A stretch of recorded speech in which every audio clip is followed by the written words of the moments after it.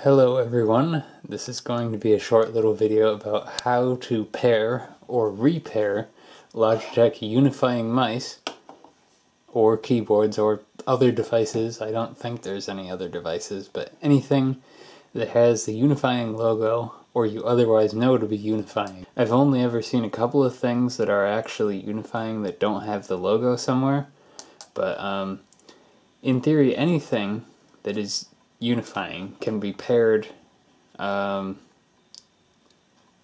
together. I believe there's a limit of 6 devices per receiver. I'm not sure on that, but yes, you can even do multiple devices to one receiver, such as how my dad's computer in his office here is actually set up. Ooh, let me zoom out. This keyboard and this mouse are on one receiver. Maybe I should turn this on. That might be helpful. But yes, he normally uses Linux on here, but I should probably boot into Windows because I believe the tool, which a link will be in the description, I believe it is Windows only. It would be extremely rare. I wouldn't say impossible, but it would be extremely rare for a receiver to become unpaired with the original device, but if you're sure, well, if you've went through any other options like corrosion inside of it or a dead battery, I mean, you might as well try the pairing process, but it would be quite unlikely. This is usually for a thing like you find a mouse, you find a receiver. They don't just work with each other, but you want to make them work. So let's see.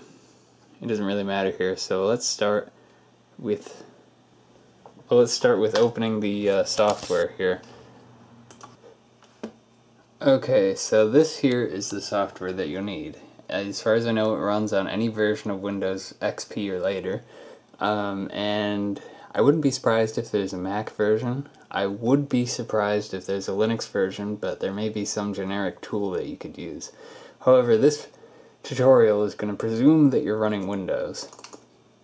So yes, the tool should look much like this. And you see options of next or advanced. We'll just go with the usual way.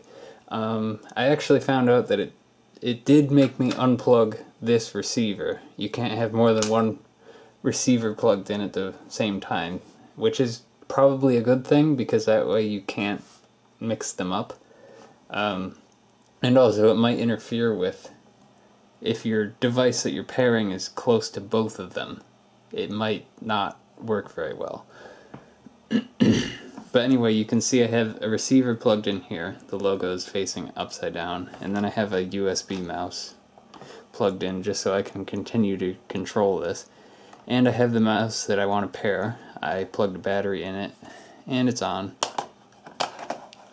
So anyway, it should just now be as simple as clicking next, and then, yes, it says move the slider off, then on. So, okay, turned off, wait a second, turn it back on, make sure it's all the way on, and it should be paired. And make sure to do this when it's next to the receiver, as close as you can reasonably get it. Should probably be close enough. Okay, so it asks, please confirm that the mouse pointer is moving, and yes it is. And if you want to pair another device to the same receiver, like if I wanted to pair this keyboard or something, I could do that. So that's how you pair a device. Let's just do another one here. So let's close out of this.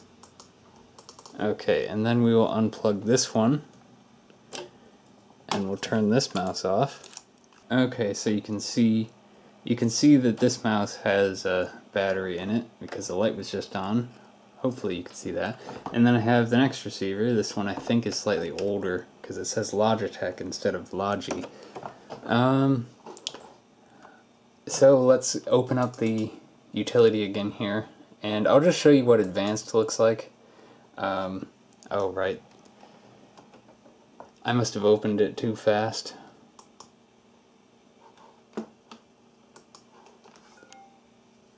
Yep, there it goes. Okay, So we should be good now. So if you click on advanced, you can see that it does think it's paired to some sort of mouse. And here you could do some advanced things like update the firmware. I mean, there's really no circumstance where you should need to do that, but if you have a problem and you find that there's some firmware, this is a way you could do it. And you could unpair something manually, but if you just do the normal way of doing this, like you just click next, that should cover you in basically any circumstance. Okay, so now we need to do just the same thing again. Turn this off, turn it back on while it's next to the receiver, and it's paired.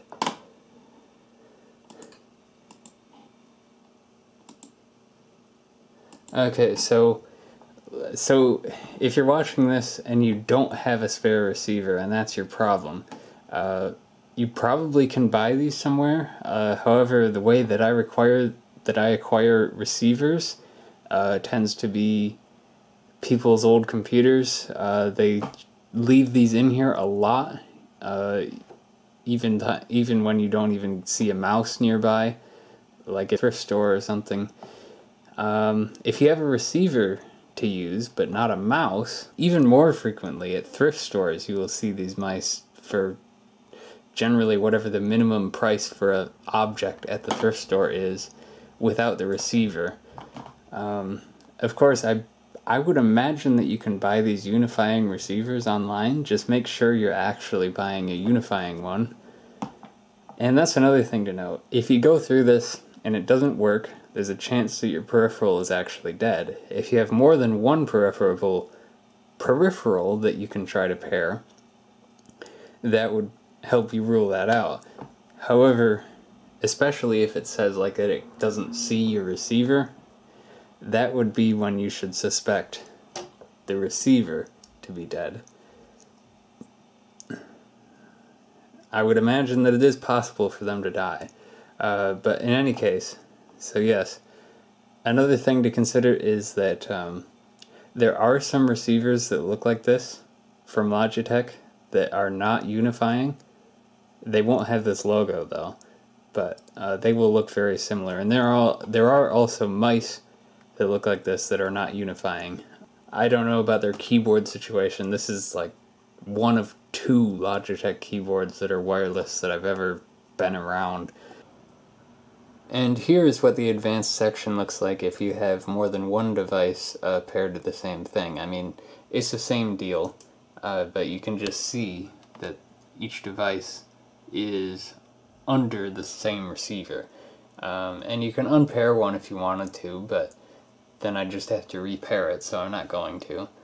And you can see battery status. If it says unknown, probably just make sure it's on and press a key, and then it should show up. However, of course, if you haven't actually done the repairing process, if that's what you need to do, like what I just did with these, then of course you can't see this information until you've actually paired them. And of course you can update firmware if you need to. Though, I do wonder if maybe you need to have only one device on a receiver to update firmware, considering it's grayed out now, and how previously it wasn't. But I don't need to update the firmware on any of these devices as they work perfectly fine, so there's not really any need to worry about that.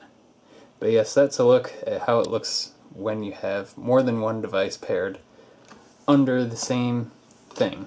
And if you see, if I move these at the same, if I make these active at the same time, they both get little lights there. It's technically the unifying logo, but it might as well be a light, right? But anyway, I hope that this video has helped you learn how to pair your Logitech peripherals to a new receiver, or pair more than one device to a receiver using the Logitech unifying software. Thank you for watching this video, and have a good day, or night, or whatever.